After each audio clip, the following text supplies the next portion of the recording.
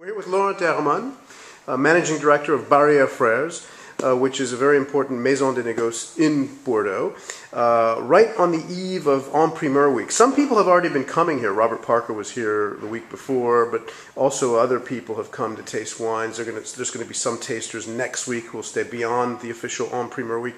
Laurent, what is your feeling about 2009 in general? Is it promising to be a big seller for Bordeaux?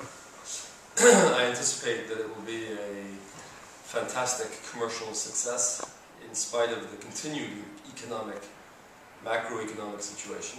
But it's sincerely an exceptional vintages. It's truly an exceptional vintage by one definition, which is it's successful on all banks, all colors, red, white, dry, sweet.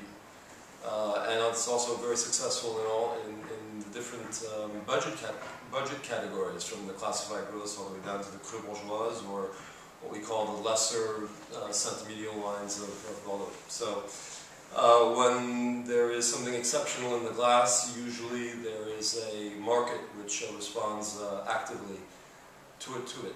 What about the U.S. market? Have you gotten a feel for it from clients, American clients?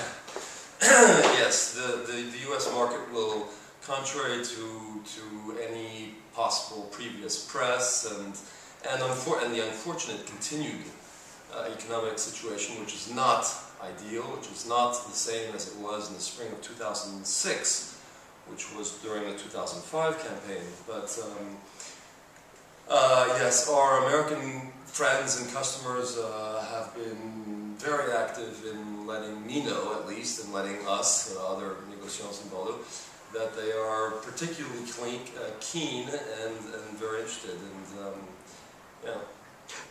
Do you think the whole Diageo deal, the fact that Diageo is no longer present as an en primeur buyer, is that going to harm sales in the U.S., or is that sort of an overstated issue? That is one of the greatest overstatements that I've heard in the last 12 months. It will not harm one bit, because I mean, Diageo had a certain role, but was not didn't make or break the market.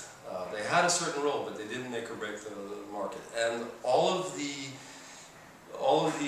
entire American market, whether and notably retailers, okay, which is essentially, they will all be able to find immediately ways to get access to all these wines.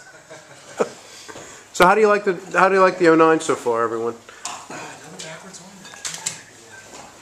Is this for you or for Laurent? This is for me. No, this is. I think it's pretty good. This is on the left bank, I think it's good.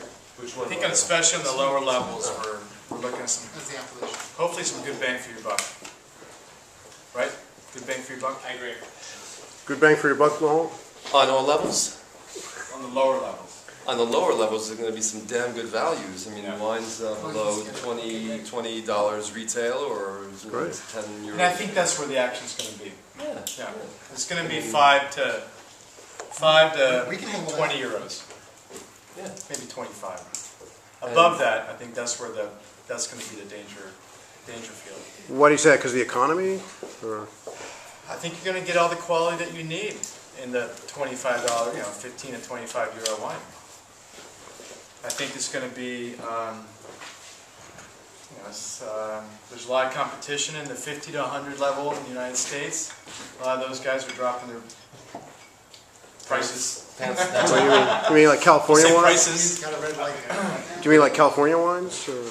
Yeah, there's a lot more competition now in that level where prices have come down, and whether it's high-end Italian or high-end Chateauneuf or high-end Napa, they've come down 20–30% in prices, and they're now most of the argument was that the 05s that you can find in the market are still based on the highest prices, on the peak prices of the 2005s. Okay.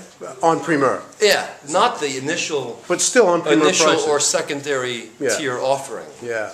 So there's a lot of room between the current price out in the market and the initial release price or the secondary release price for 90 to 90, let's say 90% of the classified growths, which were sold in 2005. Okay. Yeah. So I mean, let's I think a good example may be Pavida, which Yes. came out at what we were selling it for was $295, first tranche, $295. I can find it right now for $250 to $275. Hold on.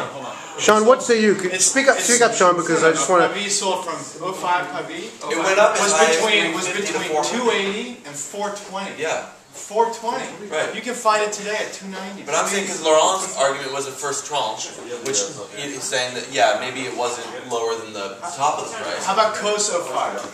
Kos supposedly made a great wine in 09, right? they did. Kos, and I can't wait to try it. I haven't tried it yet.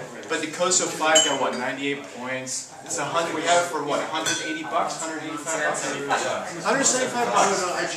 $175, 98 points in the bottle. It's a done deal. We got wine today, money today. Boom, boom, it's done. Are you going to tell them that when you see them?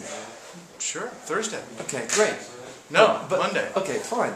Beyond that, my argument is that the news media loves to talk about a whole category of wines, i.e. classified growths, and sort of stick to those 3 or 4 or 5 examples of wines which were maybe a little bit overpriced in 2005 or which may be overpriced in 2009. What I'm saying is that 90% of the wines or even 85% of the wines in 05 sold through the system, haven't been consumed by the consumer, but they sold through the system, and they are currently not available at the initial opening price. Do you agree with that, And Sean? that I hate the idea that the whole Bordeaux market is like isolated on 5 wineries which fuck up. Well, Which occasionally fuck up, you know. terms of price. Pavie for me. You give me the example. Pavie's the type of winery which gives Bordeaux a bad name. It's damn good wine. It's fabulous wine. It's just a little bit too pricey for the notoriety and the production that he has. Otherwise, Sean, you wouldn't have had that pricing variation. We love Pavie. Pavie's one of my I favorite. love Pavie too. We love it. But Sean, do you agree with that? That 85% of the 05s are now selling at a higher price than they were offered on Primeur? No, I don't. I mean, we're not talking about. Look, we're not talking about $30 to $50 bottles of wine. We're talking about $50 to $1,000. Okay. We sold Latour at $1,800. Okay. I mean, at its sort of peak, right? $1,800. Would that be about right? $1,800 a bottle? And we've sold it down to $800 Wait, since. What was the initial offering? That's 50%. The initial offering was at what, 400 to 500? Initially, we sold it, 400 to 500. So it went up to 1,000, and so some, guys, some consumers who unfortunately maybe woke up a little bit too late, bought it a little bit high, but it's like the stock exchange. I mean, you buy AT&T. How about what? When you try and buy it intelligently, and now it's back down to how much? 600, 700? Latour, Yeah. 800, 900. Okay, so that's double the price from the initial release What about price. Las Cas? What did that come out initially? Okay, don't we agree? Las Hey, wait, Cas wait, has wait. a Hey, Las hey, Cas. the price Las doubled. Cas sold for $250. Wait, Latour, the Up price to, up to, doubled. up to Didn't we agree? 400.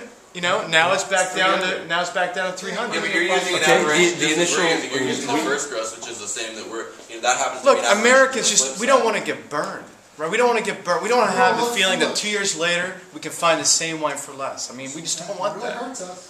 There should be a don't want that financial either. motivation and incentive to put up your money today to get the wine in 2 years. We're giving the chateaus money today.